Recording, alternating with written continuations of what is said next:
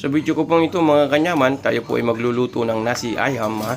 Kasi bukod po sa nasi lemak na pagkain po dito sa Malaysia, sikat din na pagkain din po yung nasi ayam.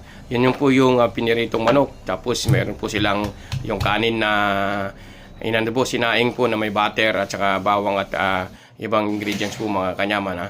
Yan sa puntong yan mga kanyaman, pinapairan ko po ng bawang at saka yung luya po yung aking manok para bago po natin ilagain at prituin mga kanyaman ha. Yan din po yung oyster sauce natin, ipapay din po natin sa manok yan bago po tayo magprito mga kanyaman ha. Yan naman po yung sausawan natin, may bawang po yan, may sili po mga kanyaman ha. Gagawin po natin sausawan yan mga kanyaman. Yan na po yung manok natin. Papairan po natin ng oyster sauce na may bawang at kuya bago po natin prituin. Yan naman po yung ilalagay po natin sa sinaing natin mga kanyaman ha. Wow, ang sarap na po, ang bango na po ng manok dyan mga kanyaman ha. Sa puntong yan mga kanyaman ha. At yan, nakita nyo na po at kakain na po si kanyaman ha. Naghiwa po tayo ng isang Thai po drumstick mga kanyaman ha.